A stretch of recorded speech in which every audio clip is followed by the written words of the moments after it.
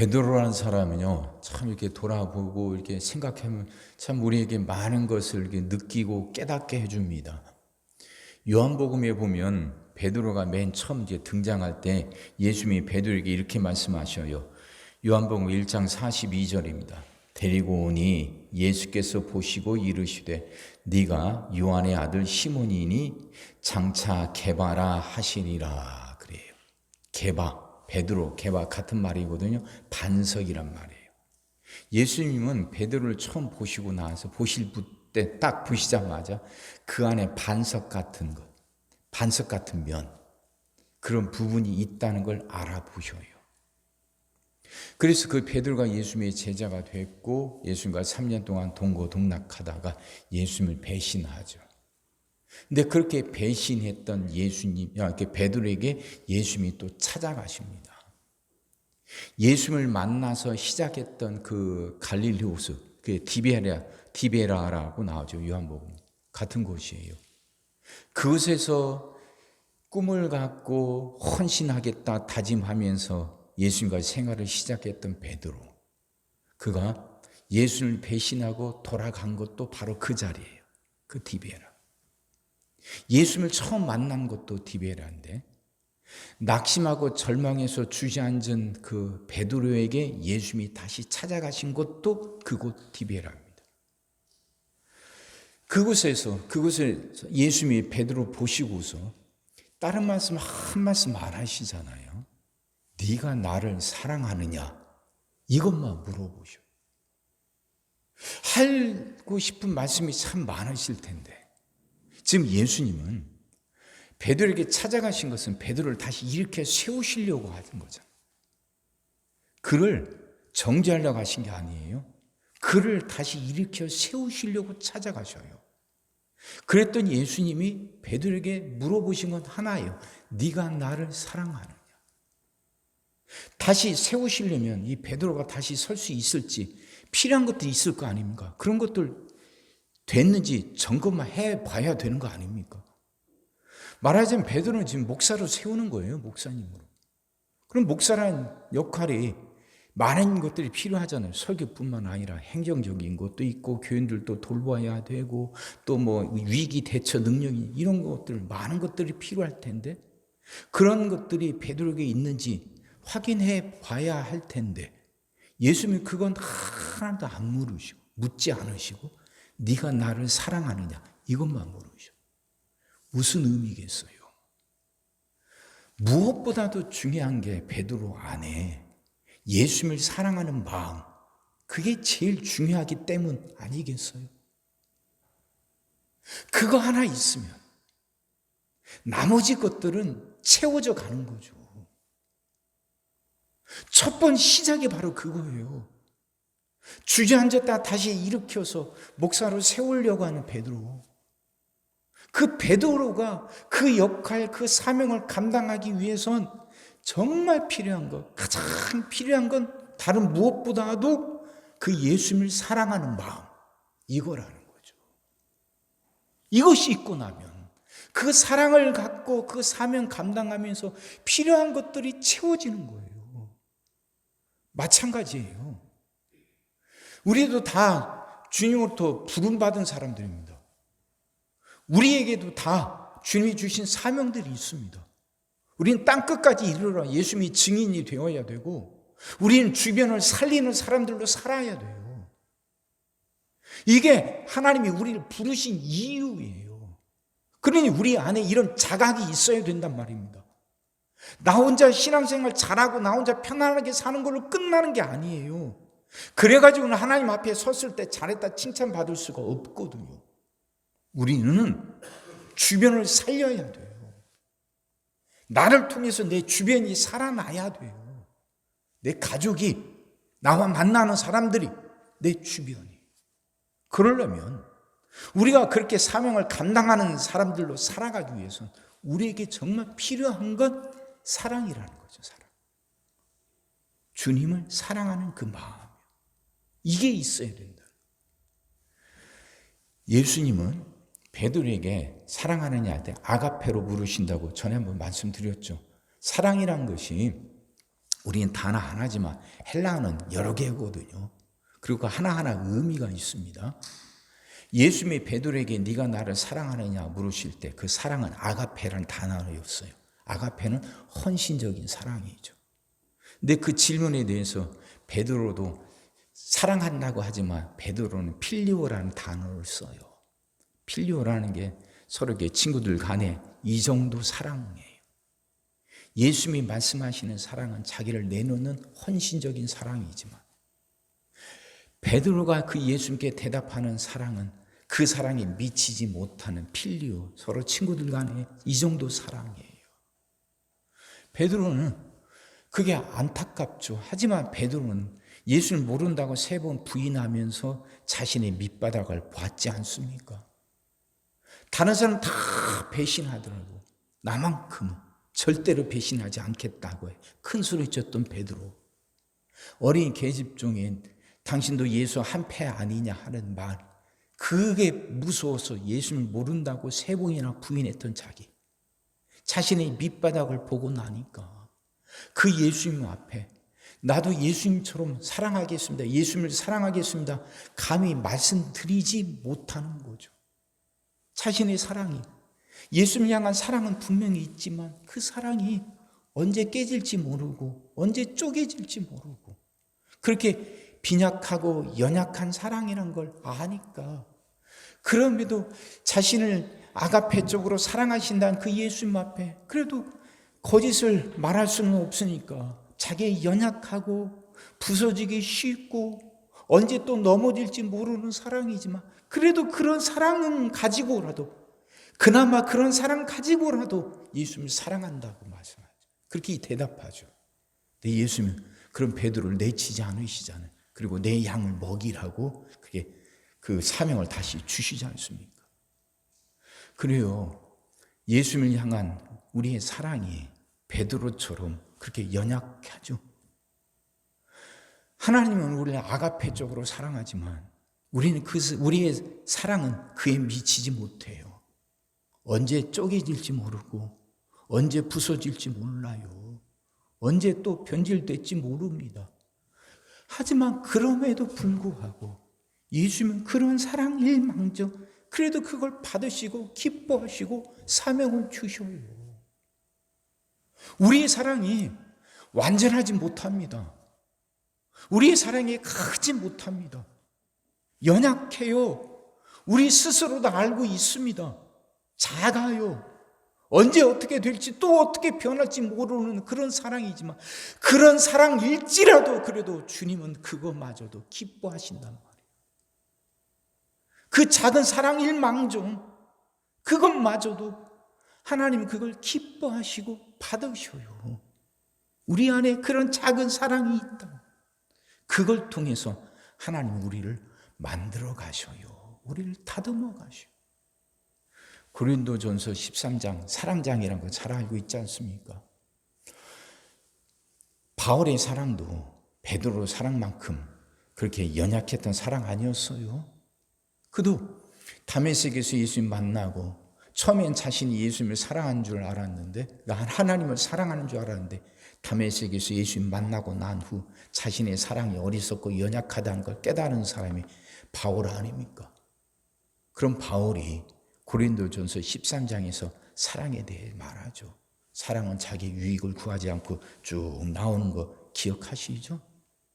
바울도 그 작은 사랑에서 시작했지만 그 사랑을 갖고 예수님을 따르면서 자기 안에 자기가 이렇게 커가게 되고 자기 안에 일어난 변화에 대해서 말하고 있는 거죠. 결국 그렇게 작은 사랑으로 시작했지만 그 사랑을 갖고 신앙의 길을 걷어가다 보니까 자기 안에 변화가 돼요. 그래서 먼저 그렇게 말하지 않습니까? 사랑은 자기의 유익을 구하지 않는다. 작은 사랑이었지만 그 사랑을 갖고 예수님이 따르다 보니까 자기도 자기의 유익을 구하지 않고 오직 하나님을 위해서 살아가게 되더라 그 말이죠. 자기의 유익을 구하지 않고 하나님을 따르고 하나님의 일을 하고 신앙생활을 한다고 하지만 어느 순간 우리 안에 자기 만족, 자기 명예를 위하려는 생각들이 있거든요. 그런 욕심들이 우리 안에 있거든요. 근데 베드로처럼, 바울처럼 하나님의 아가페 사랑에 미치지 못하는 작은 필요 사랑이지만 그 사랑 갖고 한 발 한 발 내딛다 보니까 어느새 자신도 자기의 유익을 구하지 않는 사람으로 변화되더라는 거죠.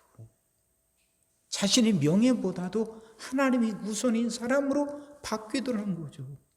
또 그것만 있습니까? 오래 참고, 사랑은 오래 참고 기다린다 그러잖아요. 오래 참게 돼요. 하나님을 하다 보면 결국 사람들과 같이 하는 일이다 보니까 마음에 안 맞고 생각이 틀릴 때 있습니다. 화가 나기도 하고 답답해서 막 그게 분노가 폭발하기도 합니다. 근데 사랑 갖고 하는 거예요. 그게 달라져요. 하나님 일을 하는 건데 내 이름 내세우고 내 명예 내 권위 세우자고 하는 거 아니고 하나님 일을 하자고 하는 건데 그 생각하다 보면 참게 돼요. 기다리게 돼요. 저 사람은 아직 내가 보기에도 같이 일하기에 참 힘들지만 그 안에도, 그 사람 안에도 하나님의 사랑이 있을 것이고 하나님이 또 그도 사랑할 것이다 생각되니까 사람에 대해서 참게 되고 기다리게 돼요. 사랑이 우리를 이렇게 만들어가요. 사랑이 우리를 이렇게 다듬어가요. 사랑은 또 무례히 행하지 않는다 그러죠. 무례히 행하지 않아요. 그도 하나님이 사랑하신다는 걸 아니까 내가 그 사람에게 함부로 할 수가 없어요. 내가 사랑하는 하나님이 그도 사랑하시는데 그럼 그도 사랑을 받는데 그런 사람에게 내가 어떻게 함부로 할 수가 있게 돼요. 사랑이 우리를 바꿔가요. 하나님을 향한 우리의 사랑이 비록 큰 사랑은 아닐지라도 작은 사랑일지라도 그 사랑이 우리를 만들어가고 다듬어가요. 그래서 오늘 읽은 말씀이 그 말씀 아닙니까? 내가 율법이나 선지자를 폐하러 온 줄로 생각하지 말라. 폐하러 온 것이 아니요 완전하게 하려 함이라. 예수님이 우리에게 사랑을 주셨고 우리 안에 예수님을 향한 사랑이 이렇게 싹트게 하셨어요. 그래서 그 사랑이 우리를 만들어 간다는 걸 아시니까 이렇게 말씀하시는 거예요. 그 사랑이 우리를 완성해 간다는 거예요. 율법을 어기고 깨뜨리는 게 아니라 율법이 요구하는 것들을 다 완성시키고 그걸 갖추고 완성시켜 가는 게 그게 사랑이다 하는 겁니다. 사랑하는 성도 여러분, 그렇게 하나님을 주님을 사랑하며 살아갑시다. 우리의 사랑이 아직 작아도 하나님은 아가페 같은 사랑을 주시지만 우리는 그 사랑에 미치지 못하는 필요 같은 사랑, 작은 사랑일지라도 우리가 그 사랑을 붙들고 살아가면 하나님은 그 사랑을 통해서 우리를 다듬어 가십니다. 연약했던 베드로가 순교자가 돼요. 정말 그 이름 그대로 교회의 반석이 되지 않습니까? 먼저 우리에게 주신 하나님의 사랑이 있지 않습니까? 그 사랑이 먼저 우리에게 주어졌고 우리는 그 사랑을 확인하고 느끼고 우리에게 사랑을 주신 그분을 사랑해 가는 거예요. 하나님이 우리에게 주신 사랑으로 먼저 우리를 봐야 되는 게 우선입니다. 세상은 자꾸 우리를 작게 보고 세상은 자꾸 우리를 흔들어요. 가데스 바네아 사건 기억나세요? 각 지파에서 한 명씩 12명을 뽑아서 가나안 땅을 40일 동안 정탐하고 오라고 모세가 명령하지 않습니까? 12명 중에서 10명은 그 땅은 살기 좋은 땅인데 그 땅은 다들 거인이고 그에 비추면 우리는 정말 메뚜기 같은 존재밖에 안 된다고 말합니다. 하나님, 여러분 생각해 보세요. 얼마나 겸손해 보여요. 그 땅에 사는 사람들은 다들 거인이지만 그들 눈에도 우리는 메뚜기로밖에 보이지 않을 거라고. 여호수아 갈렙 2명은 아니다. 그들은 우리 밥이다 하고 대답하죠. 그렇게 보고하죠. 누가 교만하고 누가 겸손한 겁니까? 예? 10명입니까? 2명입니까? 10명 우리는 메뚜기밖에 안 된다. 2명은 아니다. 그들이 우리 밥이다. 이래요. 언뜻 보기엔 10명이 겸손한 것 같고 2명이 교만한 것 같은데 그렇지 않아요. 겸손하다면 왜 10명들이 죽습니까? 겸손, 교만은 다른 게 아니더라고요. 하나님이 보시는, 나를 보시는 눈으로 나를 보는 거예요. 하나님이 보시는 눈으로 나를 보는 거예요. 그게 겸손이에요. 세상은 자꾸 우리에게 악한 신호를 보내요. 네가 뭘 할 수가 있어? 넌 이곳에도 넘어지잖아. 세상이 그렇게 만만해? 그래갖고 살아가겠어? 이게 세상이 우리에게 보내는 신호예요. 근데 성경은 그렇게 말하지 않아요. 성경은 끊임없이 하나님이 우리를 사랑하신다. 우리 연약함에도 불구하고, 우리 어리석음에도 불구하고, 우리가 넘어지고 자빠지고 절망해도 하나님이 여전히 우리를 사랑하신다고 말해요. 그 말씀에 귀를 기울이는 사람은 그 눈으로 보니까 그 안악자손들 거인들이 우리 밥이다 하고 우리 밥으로 보이고 사람들 앞에서도 그렇게 외치는 거예요. 아니다, 저든 우리 밥이다.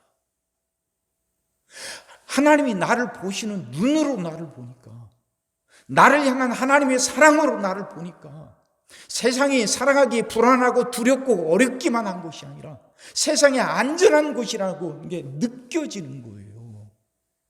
여러분, 이게 먼저입니다.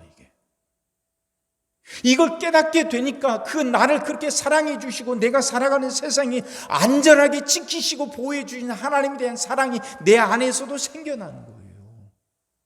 근데 그 사랑이 크지 않고 작다 할지라도 하나님은 그 사랑을 통해서 나를 다듬어 가시고 나를 만들어 가셔요. 이 세계 안으로 들어오셔요. 이 사랑을 깨달으셔요.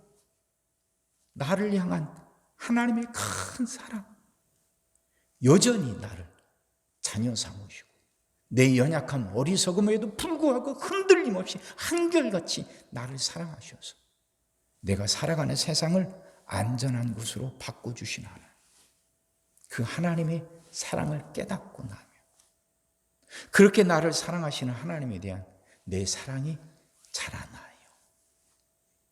그 사랑이 처음에는 작을 수 있어요. 연약할 수 있어요. 근데 그 사랑을 놓치지 않고 간직하고 살아갈 때 그 사랑이 우리를 변화시켜요. 베드로를, 좌절하고 절망하고 예수님 배신했던 베드로를 다시 일으켜 세우듯이 사랑 안에 살아갑시다. 주님의 사랑을 깨닫고 그 주님을 사랑하면서 그 주님이 예배해 놓고 계획해 놓으신 복된 삶, 풍성한 삶을 살아가는 여러분 다 되시기를 주의 이름으로 축원합니다. 기도하겠습니다. 사랑의 주님, 말씀이 이해가 되게 하시고 깨달아지게 하시고 은혜가 되게 하여 주옵소서. 우리가 하나님의 사랑 안에 살아가고 있음을 분명히 깨닫게 하여 주시옵소서. 우리의 연약함에도 불구하고 우리의 어리석음에도 불구하고 흔들림 없이 한결같이 우리를 사랑하셔서 불안하게만 보이고 힘들게만 보이는 우리의 삶을 안전한 곳으로 마음껏 꿈을 꾸고 그 꿈을 펼치며 살아갈 수 있는 안전한 곳으로 바꿔주시는 하나님의 사랑, 그 사랑을 깨닫게 하시사 우리도 그 하나님을 사랑하게 하여 주옵소서. 우리의 사랑이 하나님의 아가페의 사랑에 미치지 못하는 한없이 부족한 필요 같은 사랑일지라도 하나님 그 사랑을 소중히 간직하며 살아가게 하여 주옵소서. 이 사랑이 베드로를 변화시키고 일으켜 세웠듯이 이 사랑이 우리를 변화시키고 우리를 일으켜 세우게 하여 주옵소서. 주여, 이 사랑의 역사 안에 성도들이 들어가게 하여 주옵시고 성도들 안에 이 사랑의 역사가 일어나게 하여 주옵소서. 그래서 성도들 한 사람 한 사람의 삶이 주님의 계획대로 풍성하고 주도적인 삶으로 변화되게 하여 주시옵소서. 하나님, 10월을 허락해 주시오니 감사합니다. 이번 한 달도 하나님 붙들고 은혜 가운데 살아가게 하여 주옵소서.